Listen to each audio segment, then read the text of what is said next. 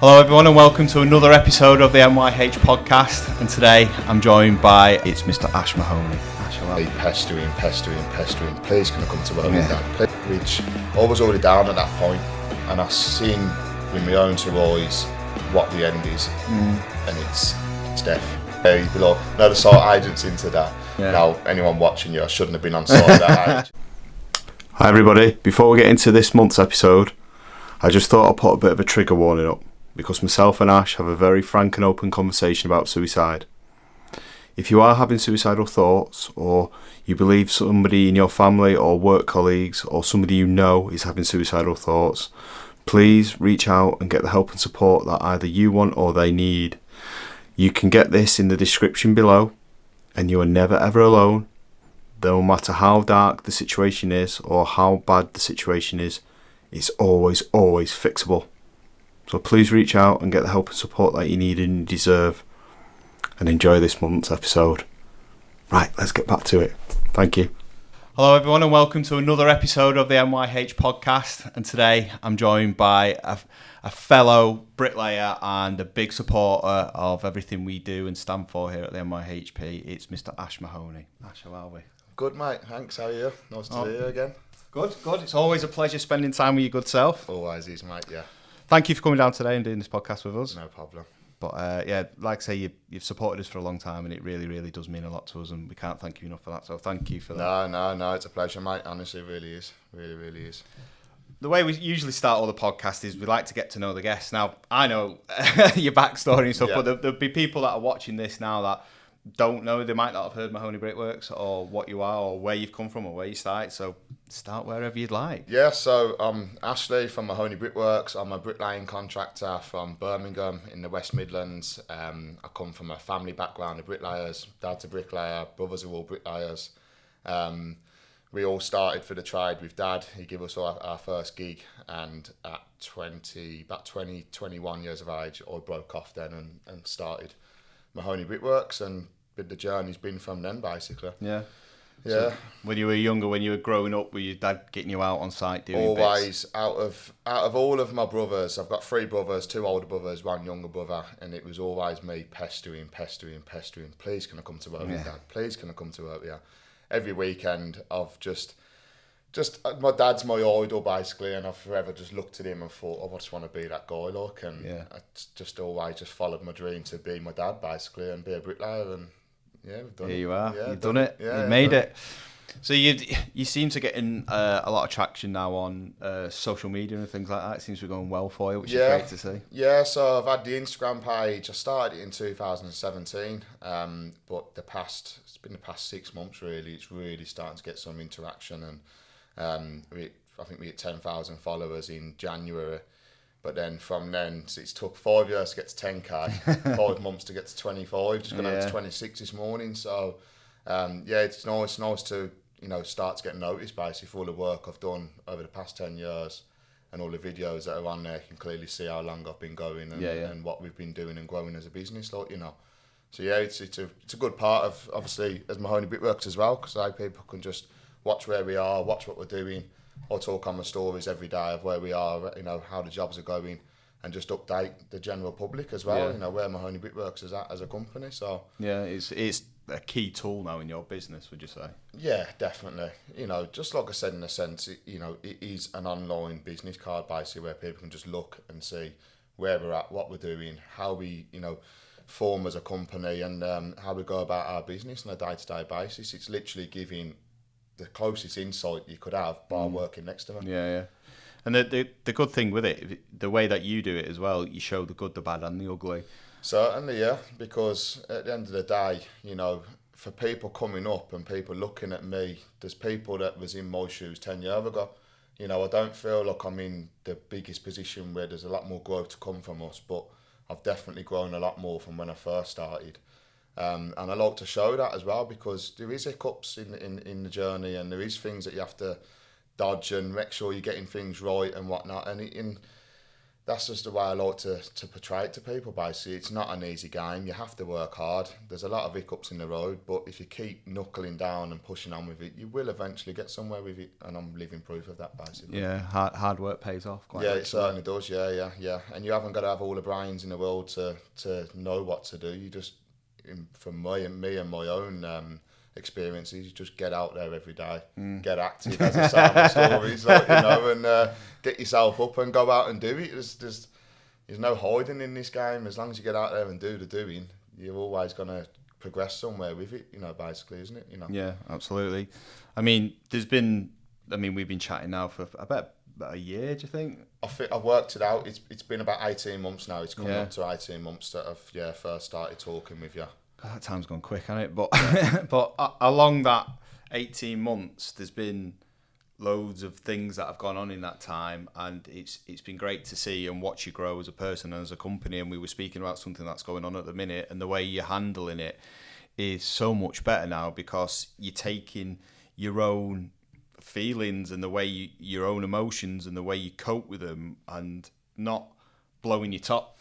Because I think you'd be the first one to say that you can lose your rag a bit, can't you? But 100%, 100%, and that's, as I say, one of the things I've said it every year, that's gone by. It's another year in the bag. It's another year of experiences, and then the next year I've always gone back to last year's experiences and added it to this year's game.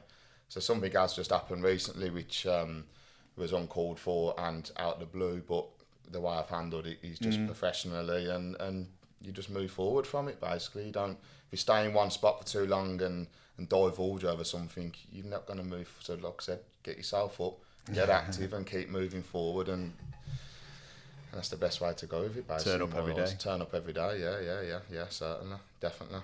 There's been a couple of occasions we spoke where you've had to make some tough decisions over the years and things like that, but it's now great talking to yourself, because you are putting your mental health first and what's best for you, and setting your boundaries and one's best for the business, but two, ultimately what's best for you and what works for you. Yeah. Was there a big key turning moment in your life where you think, shit, I need to take my mental health a bit more seriously?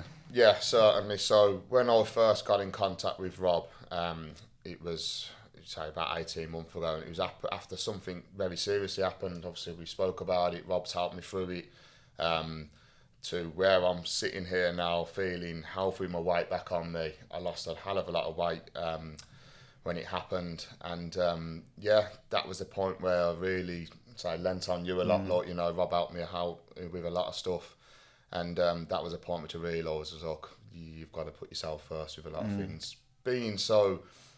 Creating the business out of absolutely nothing, it becomes very personal to you, and it's very much like he's like a child. I've got 2 kids, and the business it's like my third child, basically.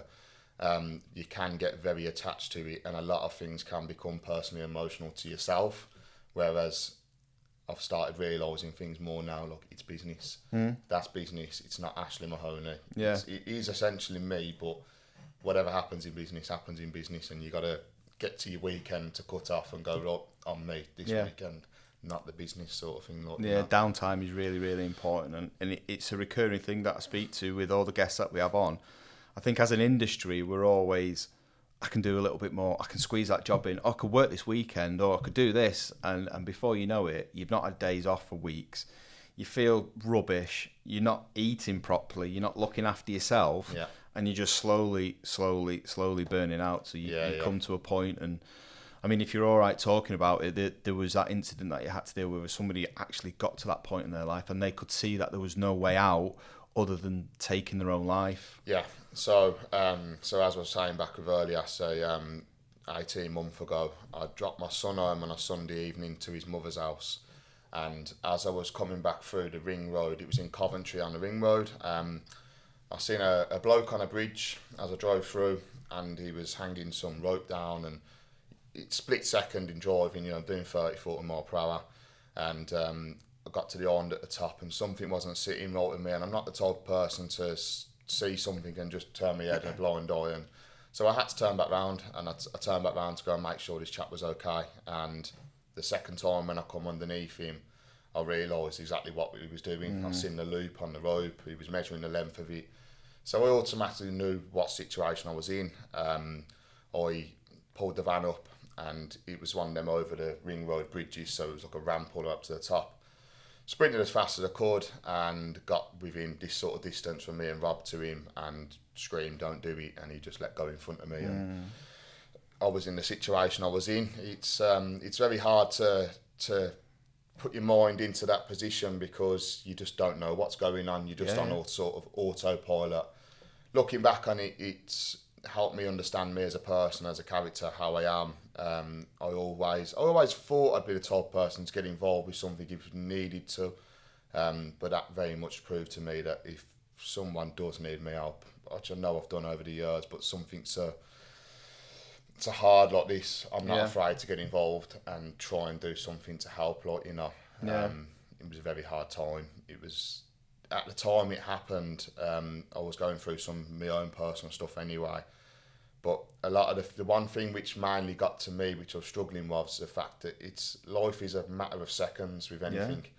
And I was struggling still with the fact that if I'd seen the first time round, I maybe could have got to him instead of doing a U-turn on the island and coming back on myself. But I ended up, you know, sort of having to forgive myself because I knew I did all I could anyway. And there's nothing more I could have done. Exactly, you know, I could have just drove home and been none the wiser, but I got involved. I tried to help the bloke, and unfortunately he must have been going through some stuff which he ended up taking his own life, which is an awful shame. He weren't much older than us either. He was 38 years of age. It's the same age as me. Yeah, so it's very surreal to see. And I think that was what helped me out so much as well, which I was already down at that point, and I seen with my own two eyes what the end is, and it's death. Yeah. The end of any bad journey, there's nothing more. You can't get any more further than an ending than dying. No. And that was one of the points. I struggled with my mental health more after it happened, but that helped me decide, right, I don't want to get to that position. If I don't grab my own mental health by the kahunas, as we say, and deal with it, then that would essentially be my end track. Yeah. If I let it carry on and beat me. It's, I think, as difficult as it was, and it was as difficult to deal with over the past few months, or 18 months now it's in a way trying to take some good out of a bad situation. Certainly. It's give you the realisation that maybe I do need to take this more seriously. And I think, obviously, it was traumatic going through that and dealing with that situation at the time and afterwards, and the guilt, like you see, which you handled it really well, that you forgave yourself, which you didn't need to forgive yourself. You've done absolutely everything within your power, and it gave you the wake up call to look at your own mental health. And like you say, you felt like it went downhill. It maybe did go downhill a bit, but maybe because you had the awakening, you brought it to the forefront of your mind instead of suppressing it and pushing it down and not having to. I think the worst thing after is something that I can recall back on now. If anything does ever happen in future, that something that I shouldn't do, is I just buried myself into work. Yeah. And literally, as you remember, I buried myself. I literally just work. Once I was at work, I even went to work the next morning after it happened. You know, it's going into a bit of horrible detail, but my hands were ripped to bits from trying to. My first instinct after it happened was, I've got to get him up because I can't let anyone else see this. Yeah. Look, I didn't want to let anyone else's eyes see what I'd witnessed. So as I was trying to pull up, my hands obviously just got ripped to bits. And the next day, I thinking back now, as stupid as it was, I went to work. I went to work and I don't even remember doing the job, which I did. I had to go back to rebuild it. Yeah. It was an insurance job where a car had drove through a porch, and should have used my own experiences, but when the original bricklayer had built it, he'd returned the one corner and didn't line it in with the other corner. Right. I went there, took it down, put corner blocks on it, autopilot, built it. Yeah. But the two weren't marrying in right, so I should have built that side individually and that side individually. But so I don't even remember the day's work. I really don't. I had to take my hands up and do the job. It was hard. It was hard. I remember being there wincing, thinking I can't do it with my hands. But I thought I've got to do something because I can't just sit at home and let the thoughts go around my head. So and that's what you do best, and that's what is known. And so you So that's the learning curve for me, is to look, if anything major happens, you got to take yourself some time, because if I did, you know, I probably could have been, well, let's just say, for instance, just that one job wouldn't have gone wrong. I went back, I fixed it. I've never wanted to turn my head to anything. And I spoke with the contracts manager. I told him what had happened, and he said, "What are you doing here?" Yeah. And I said, "Well, I don't know. I'm just doing what I normally do every day and get out there, basically." But yeah, I went back and rectified. And when I went back, it was strange, because I don't remember being there in the first place. And I went back and I thought, "Oh, I did that." You know, and so I can see it now, but I just got the job done and went, like, you know. But yeah, the main thing I took out of it was I realised who I was as a person. I knew what I was anyway, but I realised, I'm the type of person that would get involved with something. And then the other biggest thing is, like, anything happens, you got to take yourself a bit of time out to fix yourself, basically. Don't just plough forward, because putting your head down and cracking on through things, it eventually catches up with you. Yeah, because you've got to think, if you had so that was major trauma that you had to deal with. If you had a car crash and you'd broke a bone, or you'd hurt yourself in some way, you wouldn't go to work the next day. No. And I know it's difficult to compare the two, but physical and mental health go hand in hand, and you can't have one without the other. Yeah. And now you are you've done healing with it, you've done work on yourself, and you now work it into your daily, weekly, monthly routine to put yourself first. You set boundaries. We know them boundaries slip because we have the conversations all the time. But you reset them and you go again with it all. And it's phenomenal, the work that you've done on yourself and having to deal with that. So you can be very proud of that. And your character showed through because you made that decision to turn around. A lot of people probably before you had gone through and seen, but didn't know how to deal with the situation. And that is absolutely fine. It's not a bad thing that you didn't deal with that situation. But what's important is that you tried your absolute best, and in that particular time you couldn't do any more for that person. Their mind was made up. You never made their mind up for them. Yeah. And if there is people listening or watching this now, if you feel like you have somebody close to you, whether it be at work or whether it be your family member, if you feel that they're having intrusive suicidal thoughts, please ask the question. You're not going to place those thoughts there because those thoughts are already there. And that will let them know that you're thinking about them, and it might give them the realisation, and it might give them the hope that they can reach out and talk to somebody, because ultimately, no matter how dark and bad your situation is, there's always answers to everything. It will always get better, no matter how bad it is. So please, if you are in those situations, please reach out and get the help and support that is out there and waiting for you. All the information about the helpline numbers will be in all the descriptions below these videos or on the podcast platforms. I'll make sure all that is out there. But again, I'd like to reiterate it, that if you do have concerns about somebody, please ask the question. You won't put those suicidal thoughts in the head if they're there already. And what's the worst thing they're going to say? No, yes. And then you can start to make a plan and get them better and get them back on track. But well done in that big situation. Thing as well, I want to obviously with as well, he's always asked twice as well, because as a lot of you watching, if you are in the trade, you know what we can be like. You all right? Yes, mate, I'm all right. No, I'm all right. But if someone actually turns around again, which, and says, "Are you actually okay?" Then it opens up a little bit more of a conversation if you double ask instead of just a rhetorical question of, I'm sound, living the dream. Everyone says, fine. I always said it to people when people ask me, "How you doing, Ash?" I'm sound, I'm all right, living the dream. But you're not. No. And if someone turned around and was like, I would have spoke to them, look, because we're all sometimes crying out for that, and you just got to do it. You just got to talk. Yeah, you got to talk. I was the biggest nightmare for just burying my head and just cracking on. As I said, I just got on with it, and I don't know where it would have ended up if I didn't start talking to somebody. I had to talk, and that's when it started making things easier. Yeah. How many times do I phone you up and I'm in a tizzy and a bit of red mist, and then the next thing you know, calm as hell because I spoke to you and we've talked through the situation of whatever it was occurring, Yeah, it's good to have people surrounding yourself that are the right type of people that you want to either be in business with or have friendships with or just generally in your life. Yeah.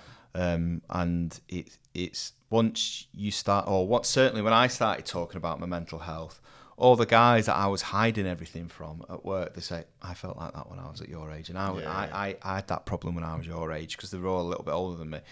And they were like, this is how I dealt with it, or this is how I dealt with it. And they started to give me tips and tricks, and the conversations will change. And then you can have these real serious conversations, get things off your chest. And then the next minute you're talking about, oh, did you watch the football or whatever? Or flows into a conversation easily. And and again, it doesn't have to be like full on heavy conversations about mental health. Just the general conversation, letting people know that you're thinking about them, and it gives them the reassurance that they're all right. And there is people there. That and another thing I want to say out there to people as well is don't worry about people's opinions. One thing I found it hard to open up, because I used to always think, well, what did I think about, always losing the plot. He hasn't, and that was one thing, and I certainly wasn't losing the plot, but I was finding things hard. But then I didn't want to let the big boys know that I'm working for and whatnot, that I'm struggling with certain things, because then you think, they could just bush you out and get some, but it's not the case. It's just, don't be afraid to talk, and don't be afraid of people's opinions as you're talking, because at the end of the day, you're doing it to help you, nobody else. It's you that needs to help. So you talking, if anyone looks down at you for talking, then leave them be and let them do that. Don't worry about it. Just get your own head right. They're not the people that you want around you. No. And my friend Jay over in Australia, on his podcast, he was saying that people's opinions don't pay your bills. And it's really true. And once you get over that realisation, it's quite freeing. Because you think, you know what, I don't care if they think I'm strange or I'm not right or I can't cope with it. And that was a massive thing. I used to struggle and not say anything to where I used to work, because I thought, I don't want to think I can't do the job. That's what it's the exact same thing. I'm looking after this big project and I've got all these guys working for me, and I can't look after my own emotions or understand my own emotions. How am I meant to look after all these people? But it's only like, if you get a drawing, you look at a drawing, you might have been doing it 20 odd years, you look at it and go, I don't understand how that works. You turn around to somebody and go, how does this work? I don't quite understand this drawing. It's exactly the same. It's just, once you start to realise that and understand that, and like you said, Ash, don't let other people's opinions hold you back. It's so freeing. It's so freeing. And you'll start finding that maybe some of your friends and work colleagues will start moving away, or it might start changing, but you're putting yourself first, and the right people are starting to come around you. And you soon know, like I said, if you do talk and that person doesn't really, you just have to think, like, you understand what people you got about you. And I had at the time it was happening, we was rebuilding the third biggest orchard in Europe. It was a big old job, and it was huge, and that was my biggest fear. I thought, if these think I can't handle my own head, how can I handle the rest of this job? We was halfway through it. But I spoke with them and I told them what had happened, and they gave me all the time I needed, basically. And they said, you're all right, just take your time, it's okay, stop panicking, stop worrying. And that was the biggest thing, is just like I said, just open up, talk. And you'll never realise who's actually there for you until you do talk. And you realise there's people that are there that you never thought would be. Sort of thing, for instance, like, but just keep talking. Absolutely, keep talking. And for people that want to know, how many brick were in that orchard, them boundary walls? It was 145, around about that sort of thing. 145,000 bricks. Goodness me. It was huge. The field was a mile. It was a mile worth of, it was just huge. It was just absolutely huge, but such a proud job to do. And for it to be the third biggest one in Europe, and to be relaying the bricks that were laid hundreds and hundreds of years ago as well, because we cleaned up.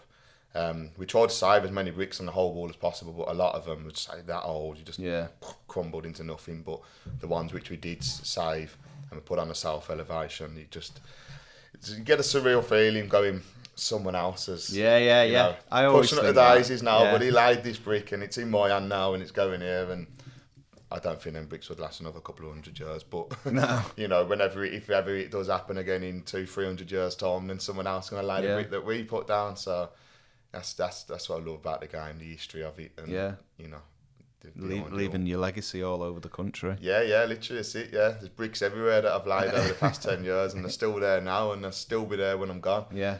And yeah, it's leaving a part of you somewhere, isn't it? That's it. That's the good thing about bricklaying. You put a piece of timber out in a car park and a brick out in a car park and leave it for as long as you want. The timber won't last as long as the brick. So there you go, bricklayers always better. Going a bit off piece there, but no, it's phenomenal the way that things are going for you, and I'm just so pleased that it's progressing, and it's progressing at a nice pace, and you're handling it at the right pace. As I'm 10 years in now. Mahoney Brick Works. We're 4 years limited. You know, and it's not a sprint. You know, we've been steady growth over the years, and I've never tried to overnight turn into a humongous outfit. I've just every year just slowly added to it. I think it was only 6 years ago or so, 6-7 years ago when I first took on, you know, someone next to me basically, and then I mean at a peak at one point this year we had 17 odd blokes on, so it's phenomenal. You know, just me, a bricklayer that's looked at his dad as a shrine and just gone into the world blind, basically. I'm in the business world blind. I say it a lot. I'm a bricklayer that's ended up with a business out of nothing, just through working hard. And the growth of recent years has been phenomenal. I'm so proud of it, look. And as long as it continues to go forward, I said to you the other night, if it all folded tomorrow and everything went down under, my dream was it's done now. I'm actually happy at where I'm at now. If everything, obviously I'm not gonna, and I'm pushing on to make it more, but if Mahoney Brick Works went downhill now, I know I've actually fulfilled my dream. So everything I'm else is a bonus. 30 years of age, and I've done my life dream. Yeah. It's great, and now it's just like, what can we do with the dream now then? Yeah. Because you've got that dream, what's the next one? Yeah. You know, so, but as I say, I just get out there every day and just keep pushing it to see what can. No one's got a map written out, have they? Yeah. You know, you can have all your dreams and you can write everything down and stuff, but end of the day, it's all the days put together that make something out of it. And I've got dreams, and as long as I continue to push and work hard, then I can make more out of it, basically, as I have done the past 10 years to now. And this is just the beginning of it. Yeah, it really is. It really is. You know, I never look at something and think nothing's impossible. Yeah. I'm here once, I'm on this earth once, and I'm gonna go once, and I've been born once, and you know, whatever I do with it, I know I'm always gonna do something good with it. I'm not alive to just be here and exist.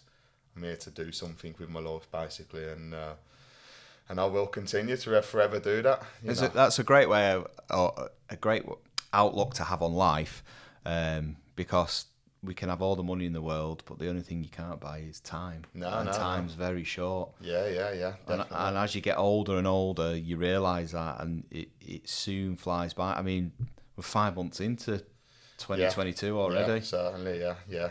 I mean, one thing with me of late is, so I've got 2 kids. I've got my son's 11 and my daughter's 2, but with Kian now, he's at an age which I vividly remember. Yeah. You know, I remember being in year 6. I remember going into secondary school. It doesn't seem like it's too far away, look. And that's the, I'm like looking at the time. I'm like, you're me now. Yeah. And it's like, okay, like, it's just amazing. It is, you know, and how all of a sudden I'm my dad and my son's me. Yeah. And it's surreal. It feels surreal. Yeah. It does, to be fair, but time special and enjoy it while it's here. Yeah. Because as a big follower of Tyson Fury, but as he says, tomorrow's never promised. Yeah, it's not. And it's one thing that's guaranteed in life is tomorrow's never promised. Yeah. So enjoy today. Put a smile on it, and that's why it's called the present, because it's a present. Yeah. It certainly is. Yeah. But do you think, like as you said, you've had great success.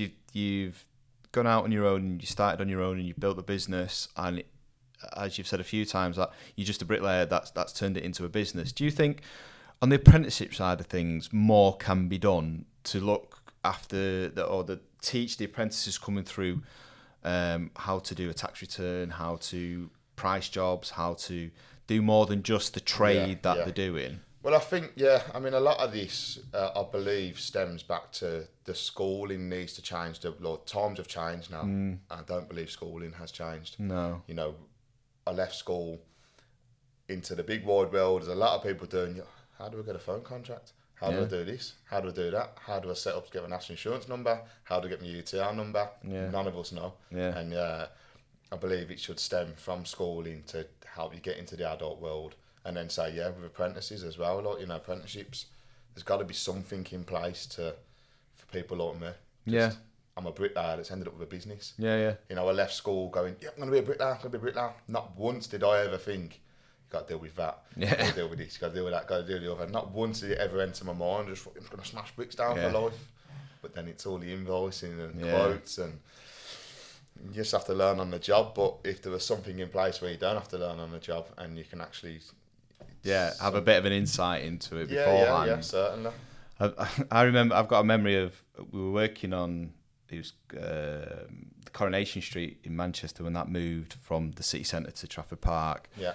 I was on that job and I was sat writing an email, and we had a labourer who worked for us, and he'd gone to university, he had a degree in law, he'd done his masters in law, and he was waiting to... he's now joined the army, moved on. Yeah. He was waiting to do officers training at the army. That was it. So in the summertime, he came and worked with us, and he was sat on my shoulder going, "You've wrote that wrong. You've wrote this wrong on this email." And I turned around to him and went, "Look, we've ended up in the same place on a building site, but your route was different to mine. Now, shut up and go and sweep the floors." But it just goes to show that we all have our own certain skill set, I think. Comfort zone. And for yourself and me, it's obviously on the site and laying the bricks and getting involved and stuff like that. And it can be very difficult when you think, right, I'm just going to do a few garden walls, and now, like you say, you've just done a plot of, was it 24 houses or something like that, and you think, Jesus, it's a bit of a big jump up, and and the big orchard that you did, it can be massively daunting, can't it? And do you have any, I guess what I'm trying to get to, do you have any tips and tricks for people that are listening that are wanting to expand the business or not to get too overwhelmed by it? I think one, be brave. You have to be brave. You've got to be brave. I think that's one of the main things, because it is scary, and you sort of have to carry yourself with that bit of no fear. Don't be afraid to jump into something you've never done before, because if you haven't done it, there's a start for everything, and there's an experience for everything. And if you start something that you've never done before, you've already done more. You've already done it before then. Do you know what I mean? If you always say no, but if you've done it once, and if it isn't perfect, but you can at least then you can say, well, I've done that once. Second time it better. Third time it better. So that's same as first time I laid a brick. Yeah. But then all of a sudden now you just flow it therapeutically, and it becomes natural to you. So be brave, and just be brave. I think that's the main thing. Just be brave and just give it your best shot. It's the only thing you can do in life, really. Just give it your best shot with everything, isn't it? You know, that's the main thing, I think, for me. That's the way to do it. And I guess, I suppose I'd have to ask you some bricklaying questions, but what's your favourite trowel? Marshalltown. I've always had Marshalltown, wide London, 12 inch. I've got one you've seen the other week. Yeah. It's about 8.5 inches now. I've had it forever. But Marshalltown, wide London pattern. That's me. I don't like the navers. It's just, and I think it's literally because it come from that hand from Dad. There's my trowel, son. And it's the first one I ever picked up, and it was just. I don't think I'd ever would change trowels, because I think it'd be disrespectful to my dad.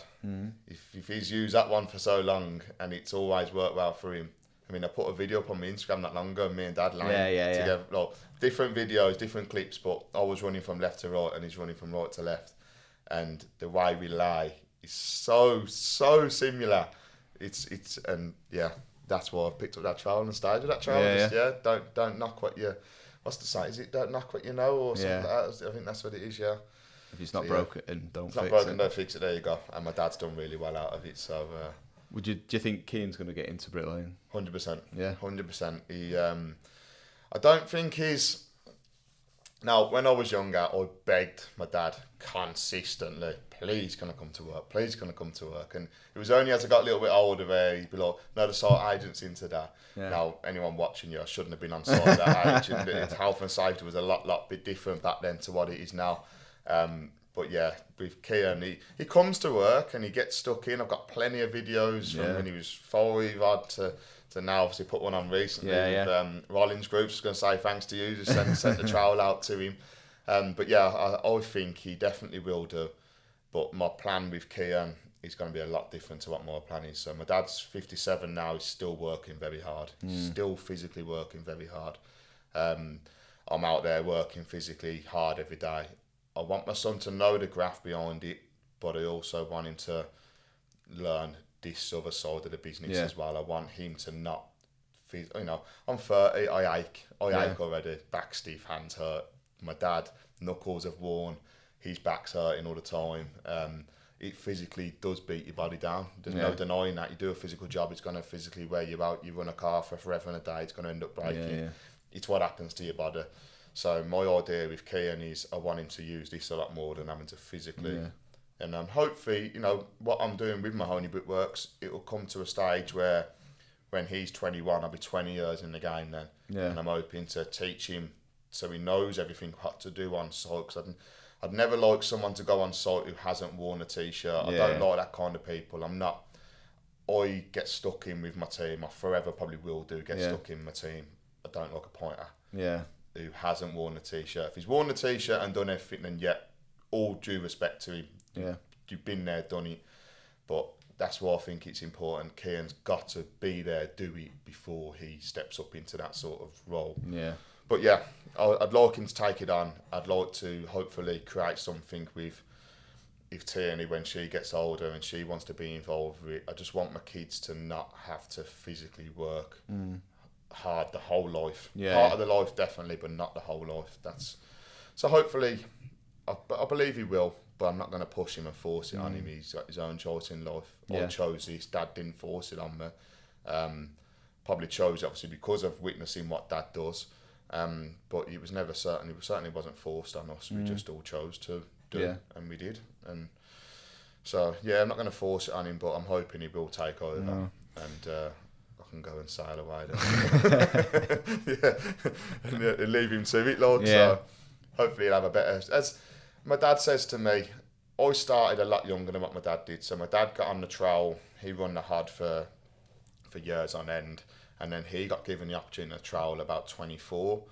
When I was 24, I had a gang of 10 already. So I'm not trying to mimic him, or I'm not trying to compete with him in any way, shape or form, but he does say to me, you will get further than what I am because you started a lot younger, because he gave me the opportunity to start younger. So, and I'm hoping with Kian, when he starts, I'll give him a better opportunity as well, because he's already got a business there to run with, whereas I didn't. So, and then whatever he does if his kids, you just never know. 100 years, we could be like E.H. Smith's. A little plug. I'm going to put a plug in for my builders merchants, but with E.H. Smith's there celebrating 100 years, which is phenomenal. And just imagine if one day, 100 years, Mahoney Brick Works, established by the brick.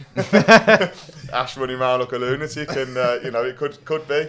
And that's what I think now as well is amazing with the social media and YouTube and everything else. We know when we're old men, these videos will still be about. There'll still be the videos of me chucking 20 odd bricks on my shoulder and smashing bricks in. I can always look back, there's my great granddad. That's what's amazing about it as well. There's video evidence, isn't it? You'd be like, I wish I could do that nowadays. Be a folded old man looking at young Ash. But that's another point as well, isn't it? This industry is tough on your body as well. It's tough on your mind and it's tough on your body, and it is a rough, tough environment to be in. But because of more and more people like yourself, Ash, are giving not only me but other people that do mental health work within the industry, the platform, and two, the opportunity, and three, you listened to it and you take on board the advice.